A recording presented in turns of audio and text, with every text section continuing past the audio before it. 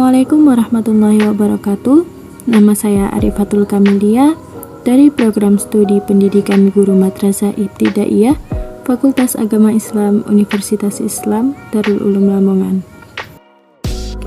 Di sini saya akan mempresentasikan satu jurnal dari Pendidikan Unsika mengenai bahasa Inggris pada sekolah dasar. Mengapa perlu dan mengapa dipersoalkan? Kurikulum di Indonesia mengalami beberapa perubahan. Pada dasarnya, perubahan tersebut berguna untuk peningkatan mutu pendidikan ke arah yang lebih baik. Dan juga berbicara mengenai kurikulum tidak akan terlepas dari mata pelajaran yang terkait di dalamnya. Salah satunya ialah mata pelajaran bahasa Inggris sekolah dasar. Yang mana, sejak bahasa Inggris masuk dalam ranah mulok atau muatan lokal pada tahun 1994, hampir semua sekolah, baik itu sekolah dasar negeri maupun sekolah dasar swasta, berlomba-lomba untuk melaksanakan atau menerapkan bahasa Inggris. Sehingga bahasa Inggris mengalami perkembangan yang sangat cepat sekali. Seiring berkembangnya bahasa Inggris pada sekolah dasar, pembelajaran ini juga mengalami beberapa masalah, sehingga diperoleh hasil yang kurang memuaskan. Salah satunya ialah mengundang kontroversi pada guru-guru. Bagaimana bahasa Inggris untuk selanjutnya? Apakah perlu dilanjutkan atau dihentikan? Penelitian ini menggunakan metodologi penelitian kualitatif yang menurut Yin Hesse, Bieber, dan Levy 2006 dalam Astuti S 2016 halaman 5 mengatakan Qualitative research produce both exploratory and descriptive explanation, yaitu data yang diambil tidak dihitung berdasarkan angka-angka, tetapi dideskripsikan.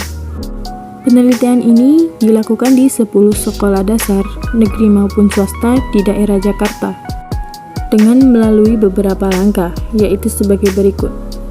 Yang pertama, dengan melakukan observasi langsung pada guru bahasa Inggris yang sedang mengajar. Yang kedua, mengadakan wawancara langsung kepada guru-guru bahasa Inggris dan juga kepala sekolah. Dan yang ketiga, ialah melakukan dokumentasi dan juga mengumpulkan buku-buku yang digunakan pada siswa sekolah dasar. Dari kegiatan wawancara 10 sekolah, hampir semua berpendapat sama. Yang pertama, ialah karena zaman globalisasi dengan banyak teknologi berbasis bahasa Inggris.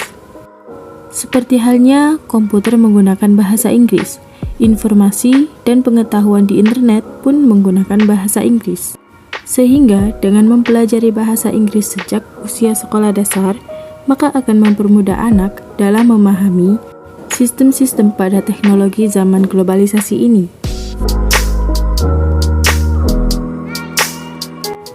Dan yang selanjutnya ialah karena akan memudahkan untuk menerima bahasa Inggris di jenjang menengah. Dengan mengetahui bentuk-bentuk dasar dari bahasa Inggris, anak-anak tidak akan terkejut dan tertekan secara psikologis dengan pembelajaran bahasa Inggris di jenjang menengah setelah usia SD, seperti sekolah SMP dan juga SMA.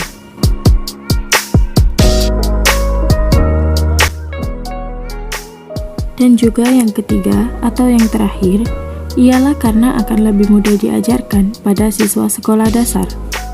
Karena kapasitas belajar bahasa pertama akan hilang kalau tidak diaktifkan atau dilatih pada critical period atau masa kritis yang berkisar antara usia 2-13 tahun. Seperti halnya yang dikatakan oleh riset teknologi brain imaging di University of California, LA, dan Divergent di dalam Dewantara C 2014 mengatakan bahwa anak berada pada kondisi optimal di usia 6-13 tahun, sehingga secara biologis masa ini menjadi waktu yang tepat untuk memaksimalkan pembelajaran bahasa asing.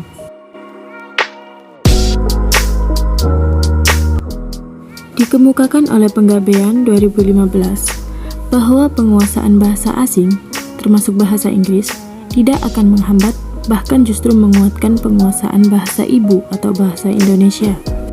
Hal ini sangat logis atas dasar gramatika dan kosakata bahasa Indonesia sangat dipengaruhi oleh bahasa Inggris.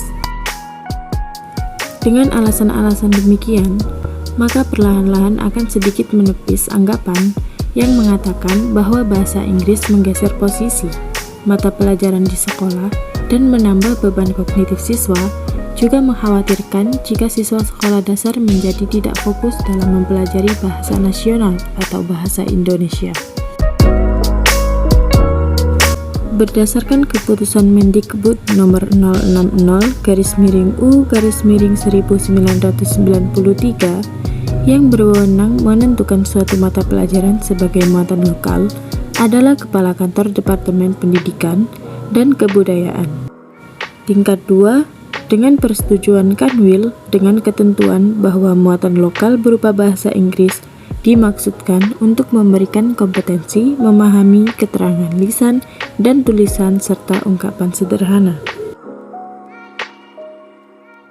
Kesimpulannya, hampir semua guru bahasa Inggris menginginkan agar mata pelajaran bahasa Inggris mulai dimasukkan ke dalam kurikulum agar bisa menjadi muatan lokal. Dan pemerintah begitu bijaknya mengatakan bahwa bahasa Inggris boleh dan tidak dilaksanakan, tergantung pada masing-masing sekolah dasar. Solusinya adalah sekolah-sekolah perlu menerapkan bahasa Inggris di sekolahnya. Dan kalaupun ada kontroversi guru-guru bahasa Inggris mengenai pembelajaran bahasa Inggris, maka perlu kiranya diidentifikasi dan diberikan solusinya. Sekian apa yang bisa saya sampaikan melalui jurnal yang saya ambil dari Unsika. Apabila ada salah dan kurangnya, saya mohon maaf sebesar-besarnya. Terima kasih. Wassalamualaikum warahmatullahi wabarakatuh.